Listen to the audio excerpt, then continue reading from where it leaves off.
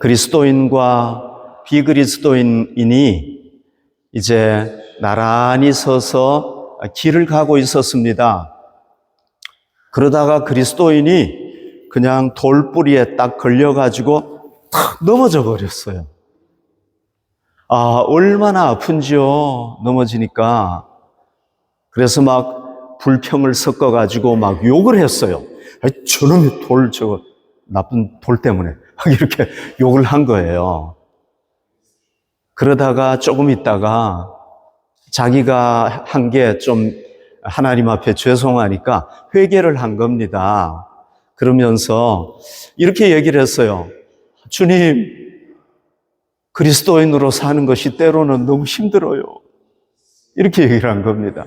그러니까 그 옆에 있던 비그리스도인이 그걸 이렇게 지켜보고 있다가 이렇게 얘기를 했습니다. 여보게, 자네는 왜 그렇게 그거 가지고 왜 그렇게 회개를 해? 별것도 아닌데. 좀 자유롭게 살아라는 겁니다. 여러분, 그러나 그리스도인은 세상의 진리와 우리 기독교 진리가 다르기 때문에 자유롭게 살 수가 없죠. 그죠? 여러분, 우리도 이 악한 세상에서 그냥 얼마나 자유롭게 살고 싶습니까? 마음껏 죄 지으면서 거짓말하면서 살고 싶잖아요. 그러나 우리가 그렇게 못 살지 않습니까? 우리는 어떻게 살아야 됩니까? 의롭게 살아야 됩니다. 거룩하게 살아야 됩니다. 왜? 우리가 그리스도인이기 때문에 그런 거죠. 로마 시대 때는요, 그리스도인들은 더 힘들었어요. 왜? 황제 숭배에 맞서서 싸워야 되고요. 그 당시에 로마 시대 때는요, 얼마나 사회가 타락했는지 몰라요. 그러니까 이런 사회 속에서 거룩하게 살고 의롭게 산다는 건 이건 쉽지가 않았단 말이죠. 힘들었단 말이죠. 이 사람들은요, 이중의 어려움을 겪었기 때문에 우리보다 더 힘들었다고 할 수가 있는 겁니다. 이 사도 요한 시대에 그런 거죠. 이 사도 요한 시대에요, 대표적인 이단이 있었는데 영지주의라는 이단이에요. 제가 이미 말씀을 드렸죠. 그죠? 그노스티시즘이라는 이런 영지주의가 있었는데요. 이 영지주의는요, 이원론적인 우주론, 이원론적인 구원관을 가지고 있었습니다. 이게 뭐냐? 제가 좀 설명을 해볼게요. 그 영지주의의 교리에 따르면은요, 이 세상은 저급하고 무가치한 물질 세계가 있는 반면에 영원하고 완전한 영적인 세계, 두 개의 세계가 딱 갈라져 있다는 겁니다. 그래서요, 이 영혼이라든지 영적인 세계는 굉장히 중요하게 생각을 한 겁니다. 그 대신에 물질로 된 이 세상이나 인간의 육신은요, 아주 경시했어요. 별거 아닌 것 같이 생각을 한 겁니다. 그러면은 인간은 어떤 존재냐? 인간은요, 영혼이 육신 속에 딱 갇혀 있는 겁니다. 이해되시죠? 그죠? 영혼이 육신 속에 딱 갇혀 있으니까 어떻게 해야 됩니까? 여기서 벗어나야 되는 겁니다. 이게 구원받는 거예요. 벗어나는 게 구원받는 거예요. 그럼 구원받으려면 어떻게 해야 되느냐? 한 가지 방법이 딱 있는데요. 그게 뭐냐면 비밀스러운 영적인 지식을 깨달아야 된다는 겁니다.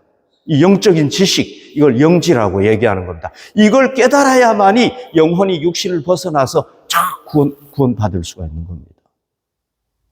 이게 영지주의란 말이죠. 그리고요, 이걸 딱 깨닫잖아요. 그러면은 육신으로부터 자유로운 겁니다. 육신에게서 해방이 되는 겁니다. 그리고요, 마음대로 죄 지어도 되는 겁니다. 왜? 죄 지어도요, 영혼은 이미 구원받았기 때문에 문제가 없는 거예요. 그리고 도덕적인 방종이 문제가 안 되는 겁니다. 그냥 자기 마음대로 사는 겁니다. 여러분, 요한 시대에 이렇게 의롭게 살아야 되고 힘들게 살아야 되는 사람들, 이 그리스도인들이 그 얘기를 딱 들었을 때 어떤 생각을 했겠습니까? 우와, 구원만 받으면 마음대로 죄 지어도 괜찮네. 너무 좋으네. 이렇게 생각했겠죠. 그죠? 이 영지주의가 굉장히 매혹적인 겁니다. 그래서 이 사람들이요, 이 그리스도인들이 거기에 미혹당하는 겁니다. 와, 저거 진짜 좋으네. 기독교 믿으려니까 너무 힘들어. 매력을 가진 겁니다. 사도 요한이 얘기를 합니다. 자녀들아, 아무도 너희를 미혹하지 못하게 하라. 미혹되지 말라는 겁니다. 그런데 사도 요한은 너희는 미혹되면 안 돼! 얘기하는 겁니다. 미혹하지 못하게 하라. 미혹당하지 마라. 너희는 의를 행하는 자는 그의 의로우심과 같이, 예수님이 의로우심과 같이 의롭게 살아야 되는 거야. 쫙 얘기를 하는 겁니다. 강력하게 얘기를 하는 겁니다. 자, 여러분, 오늘 우리 시대에도요, 뭐 구원받았는데 함부로 막 구원받았다고 하면서 마음대로 막 죄 짓는 사람들 있잖아요. 우리가 그런데 미혹되면 안 되는 겁니다. 또 이제 구원받았으니까 죄 지어도 회개 안 해도 된다. 여러분, 이게 뭔지 아세요? 이게 구원파의 진리예요.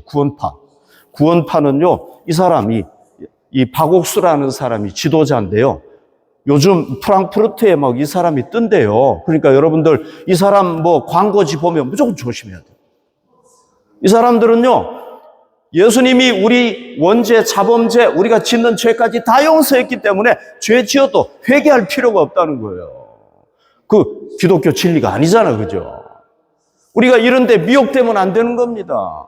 우리는 의롭게 살아야 되는 겁니다. 예수님이 의롭게 살았듯이 우리도 의롭게 살아야 되는 겁니다.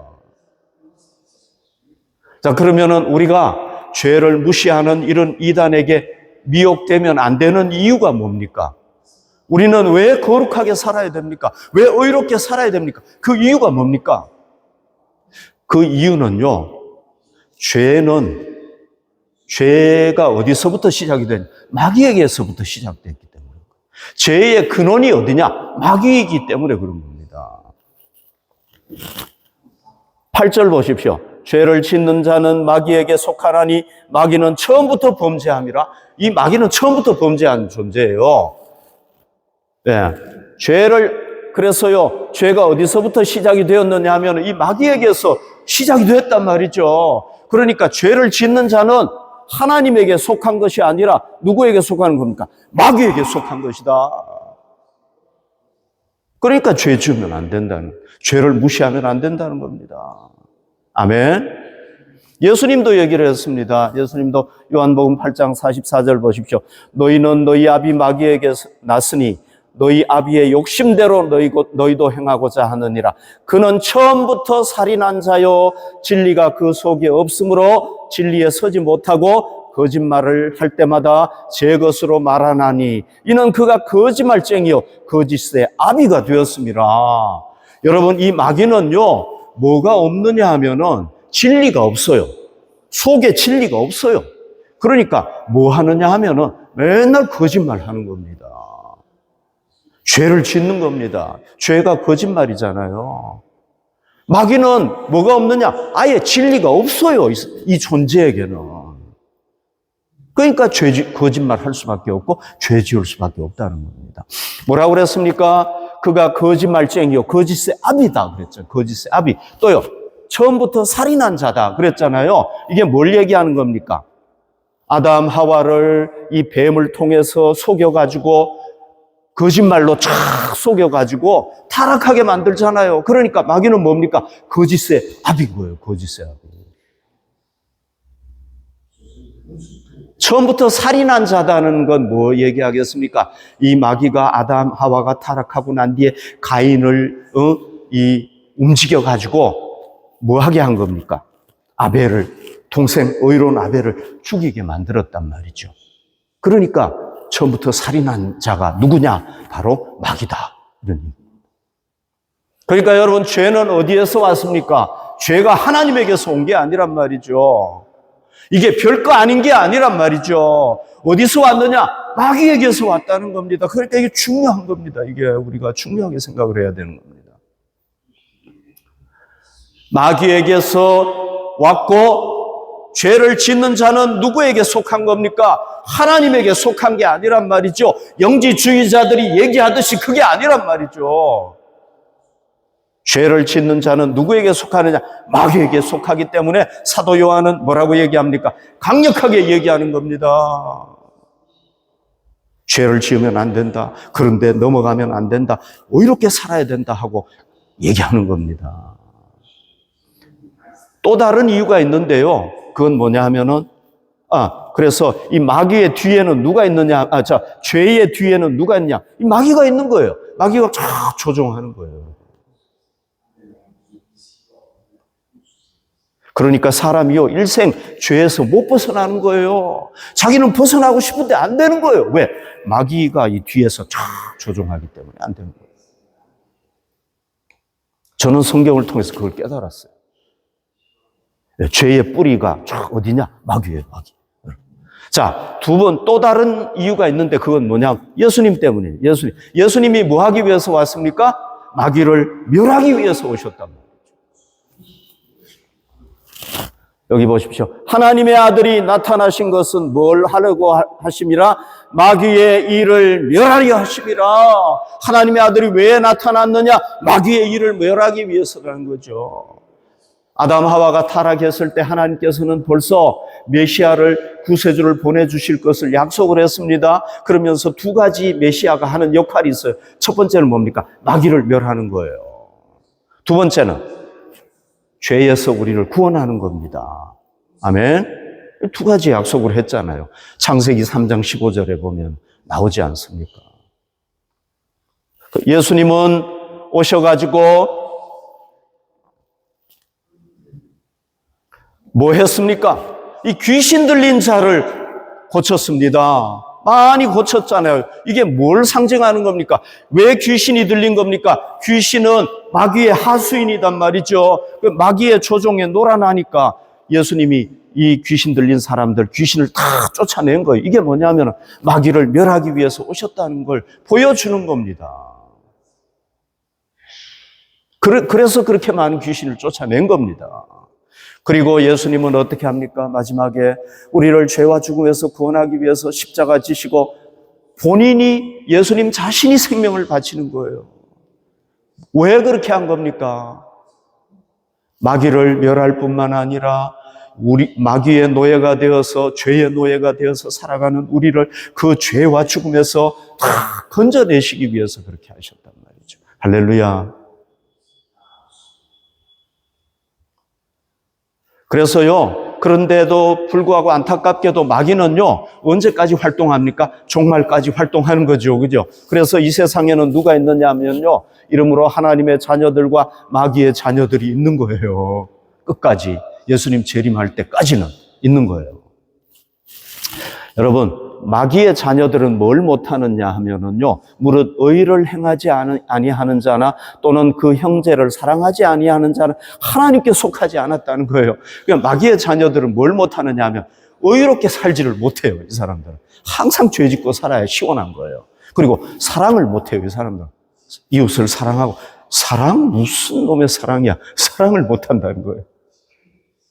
사도 요한은요, 이걸 깨달았습니다. 예수님께서 귀신을 멸하기 위해서, 마귀를 멸하기 위해서 오신 것을 깨달았습니다. 그리고 자신이 직접 십자가에 달려가지고 온 인류의 죄를 대속하시기 위하여 십자가에 달려 돌아가신 것을 자기가 직접 눈으로 봤단 말이죠. 그런데 사람들이 죄를 가볍게 여기는 영지주의에 막 넘어가니까 얼마나 안타깝겠습니까? 그래서 넘어가면 안 된다고, 미혹되면 안 된다고, 우리는 의롭게 살아야 된다고 매일 강력하게 주장하면서 이 요한 일서를 쓴 거란 말이죠.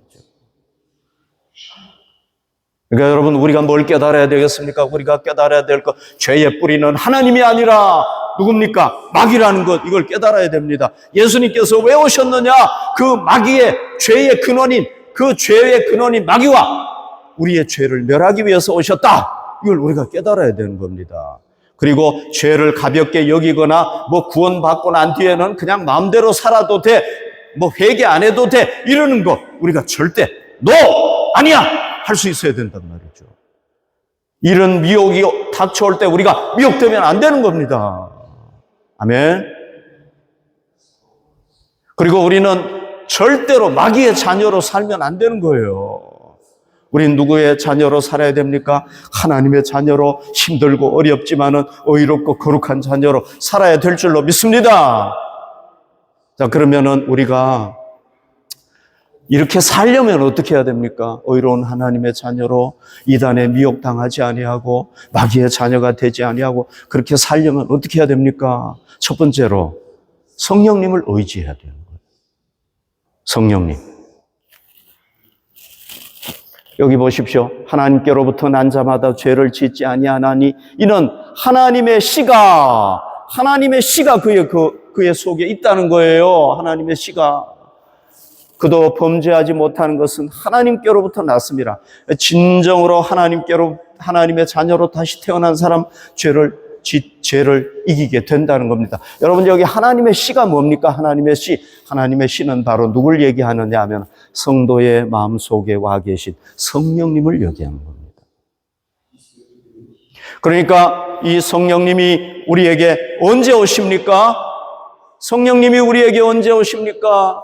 우리가 예수님을 진정으로 우리의 구세주로 받아들이고 우리가 하나님의 자녀로 거듭날 때에, 아멘. 우리가 하나님의 자녀로 진정으로 거듭날 때 누가 오십니까? 우리 마음속에 성령님이 거룩한 영이 오셔서 거하시는 겁니다. 그리고는 우리가 죄의 길로 갈 때 성령님께서 못 가게 막으시고 죄의 길로 갈 때 우리를 다른 의의 길로 인도하시고 이렇게 하신단 말이죠. 아멘. 그러니까 우리는 어떻게 해야 되겠습니까? 성령님을 의지해야 되는 거예요. 우리 성령님은 전능하신 영이기 때문에 얼마든지 우리를 지켜주실 수 있다는 겁니다. 여러분, 만약에 우리가 우리 자신의 의지로만 아니야, 나는 의지가 강해, 나는 이겨나갈 수 있어 하고 얘기하는 사람은요, 반드시 패하게 돼 있어요. 왜? 베드로가요, 자기 생명을 걸고 나는 예수님 따르겠습니다 맹세했잖아요. 근데 3번씩이나 부인해버리고 말았어요. 이 베드로를 보면은요, 우리 의지로 가지고는 안 된다는 걸 알 수가 있는 겁니다. 그러니까 우리는 어떻게 해야 되겠습니까? 하나님, 나는 약합니다. 성령님, 나를 도와주십시오. 우리가 항상 성령님을 의지하고 수시로 성령님을 의지할 때 우리가 죄를 이겨나갈 줄로 믿습니다. 거룩한 하나님의 자녀로 살게 될 줄로 믿습니다. 두 번째는요, 우리가 죄를 뭐 해야 되느냐? 멀리해야 돼요. 죄에 자꾸 가까이 가면 안 돼요. 죄를 대적해야 돼요.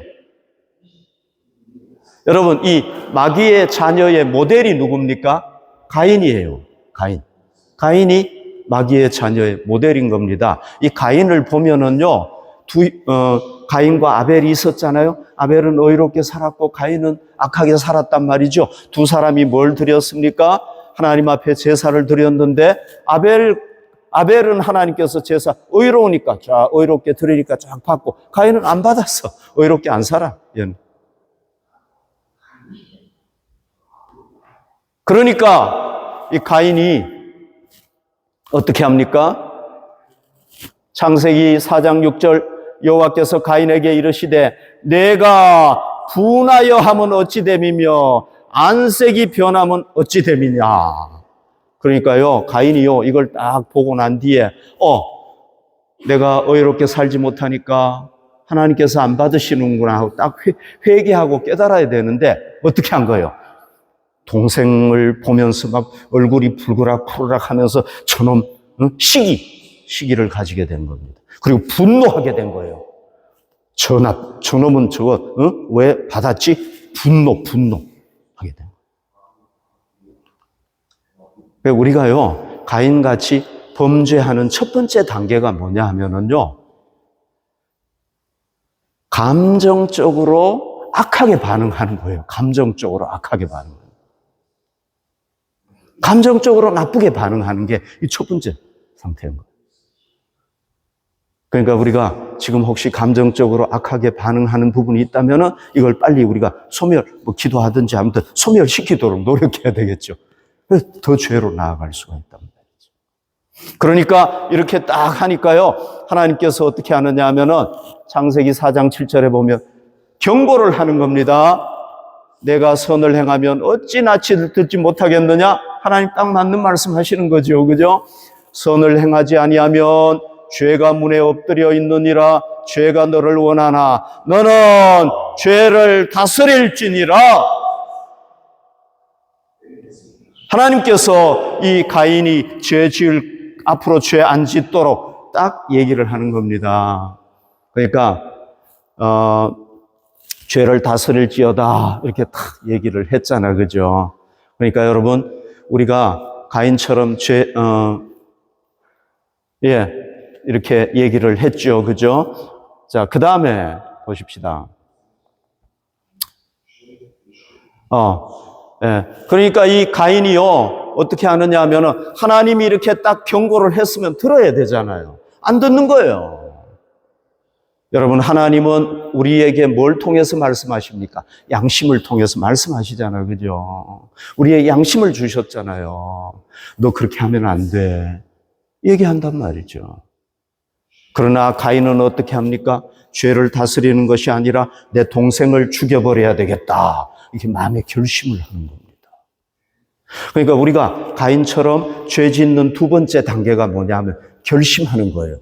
죄를 지어야 되겠다. 물론 죄를 지어야 되겠다고 생각은 안 하지만 내 동생을 죽여버려야 되겠다. 마음에 딱 결심을 하는 겁니다. 이게 두 번째 단계인 거예요.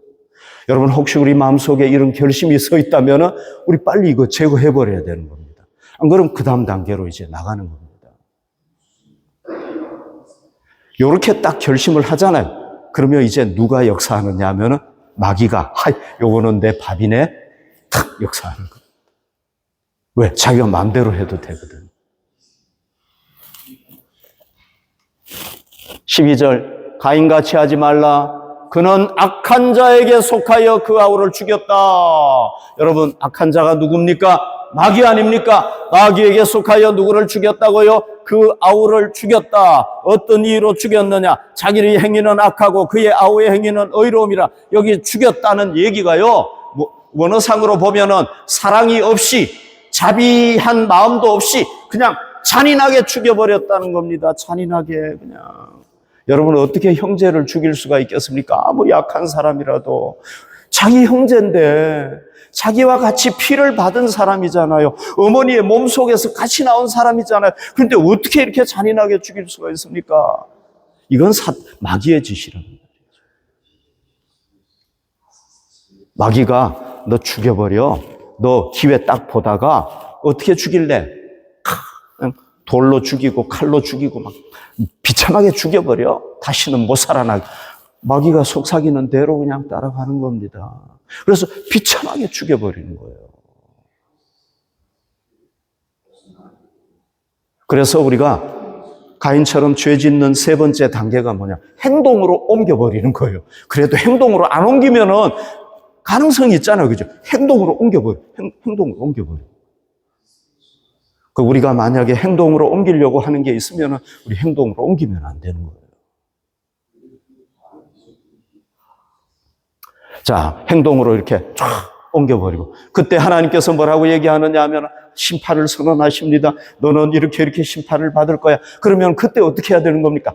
회개해야 되는 거예요. 회개하면 살아날 수가 있는 거예요. 그 다윗도 그 악한 짓을 저질렀잖아요. 그러나 회개하니까 하나님께서 용서해 주시잖아요.